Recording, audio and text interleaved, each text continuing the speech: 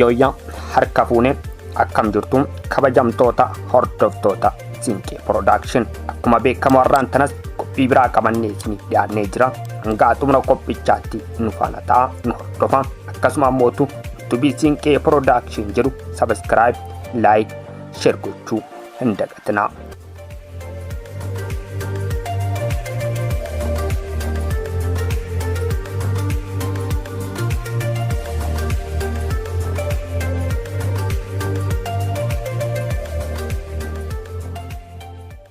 Baha Afrikaatti taateewwan tibbana eegaman kora Igaadii fi Liigii Arabaa hanga daawwannaa Kaayirootti. Kutaa Afrikaa tibbana haalli waliigala toora siyaasaa isaa jijjiiramaa jiru kan ta'e Baha Afrikaatti guyyoota itti aanan taateewwan gurguddoo hedduu keessummeessuuf jira.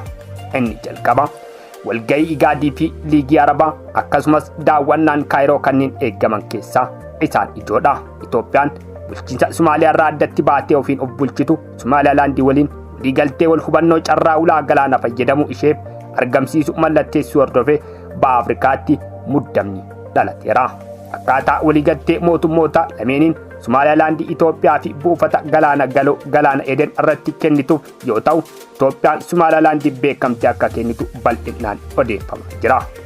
Mootummaan Somaaliyaa Somaalilaandii akka naannoo yookiin bulchiinsa isaa tokkotti kan ilaalu yoo ta'u, waliigaltichi bu'uura seeraa kan hin qabnee fi hojiirra ooluu kan hin dandeenye ta'uu ibsameera. Waliigaltee kana hordofee walgahii fi mariin hooggantoota naannichaa gidduutti taasifamu baay'ateera. Biyyoonni adda addaa wal dhabdeen kun akka furamuuf waamicha taasisaa jiru.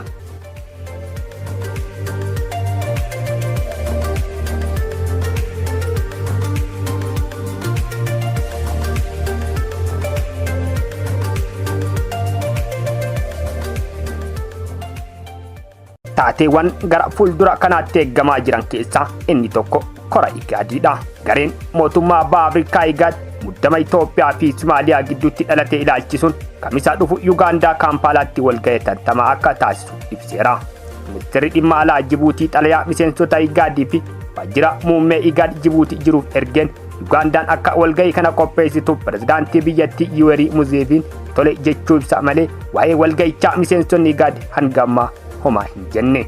Muddama Itoophiyaa fi Somaaliyaa gidduutti dhalate tasgabbeessuuf korri tattamaa waamame kun wayitaan gaa'onni Somaaliyaa dhaadannoo waraanaa fi ergaa doorsisaa dabarsaa jiranitti taa'amuuf jedha.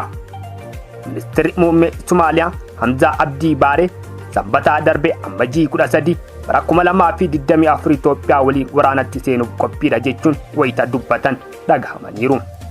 Yoo hin dhiistan ta'e akka dhiistan waan isin dirqamsiisu isinitti mul'isu dandeenya. Daangaa Somaaliyaa taakkuu takka seenuuf yoo yaalan reeffa guurattanii gara biyya isaanii deebi'u jedha ministeerri muummee kun. Kana jechuun dhaadannoo fakkaata. Ministeerri muummee kun kana dubbachuun guyyaa lama dursanii pirezidaantii biyyattii Hassan Sheikh Mohammad Itoophiyaan diina Somaaliyaati jedhanii turani. Kanaan dura yaalii weerara isaan nurratti taasisan ofirraa qolanneerra. Mo'anneerras ammas inuma mo'anna jira pirezidaantii Hassan Sheikh Mohammad.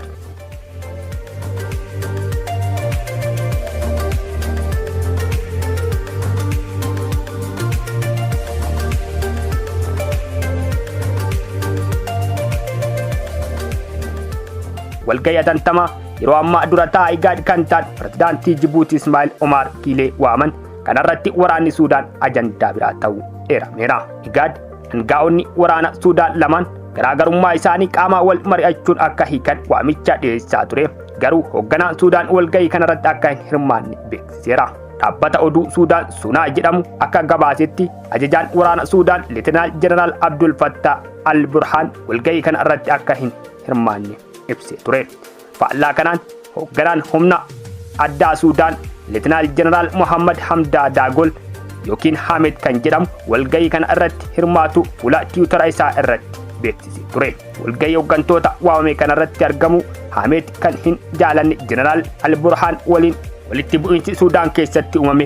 Walgahii hooggantoota waamame kana irratti argamu Hamed kan hin jaalanne Jeneraal Al-Burhaan walitti bu'iinsi Suudaan keessatti uumame dhimma biyya keessaa waan ta'eef jaarmaan naannichaa dhimma biyyaalessaa keessa seenee birmadummaa Suudaan sarbuu akka hin qabne dubbataniiru.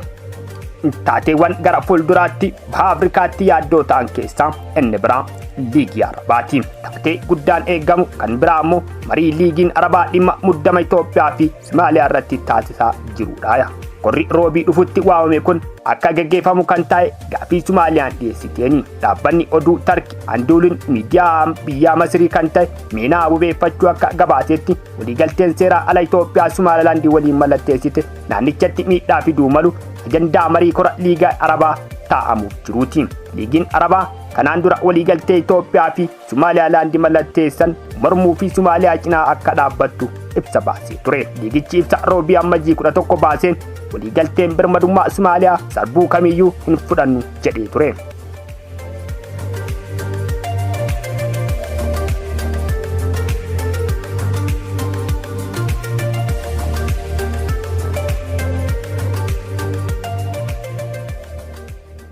Dubbi himaan liigichaa Jamaal Raashidiin liigiin Arabaa ibsa kaabinee Somaaliyaa waliigaltee Itoophiyaa fi Somaalilaandii dhimma buufata galaanaa irratti waliin hojjedhuuf mallatteessan fudhatama hin qabu jechuun kenna guutumatti.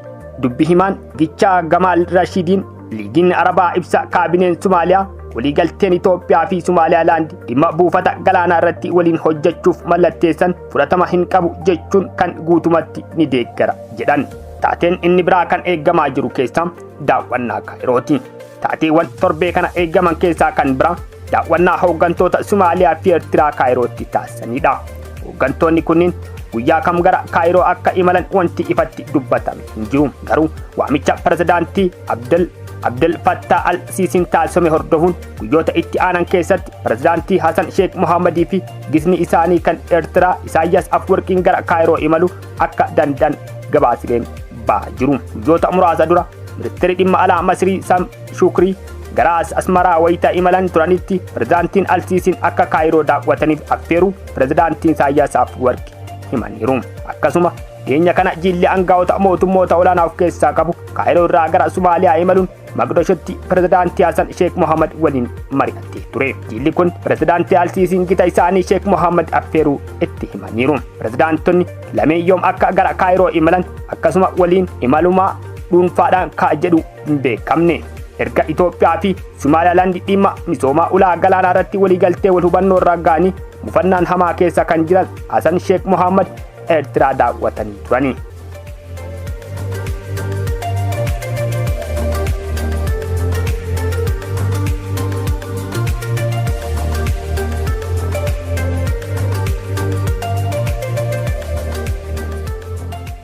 Kabajamtoota hordoftoota keenya qophiin har'aaf qindeeffanne kana fakkaataa. Qophicha keenyarraa akka waa barattan shakkii takka hin qabnu. Akkasuma taateewwan kun garamitti akka deemamuu fi maaltu akka uumame adda baasnee yeroo biraa kan isin dhiyeessinu ta'a. Isin hangasitti ammootu warri mana keenyaaf yookiin yuutuubicha keenya kanaaf haaraa taatan yuutuubii keenya sabiskiraayib, laayik, sheer gochuu hin dagatina. Akkasuma ammootu seenaawwan biyya keessaa fi biyyoota alaa akkasuma taateewwan guyyaa guyyaatti ta'aman barbaanne kan isiniif dhiyeessinu ta'a. Gama kootiin har'aaf kan qabanne kanuma fakkaataa. Horaa bulaa deemanaa.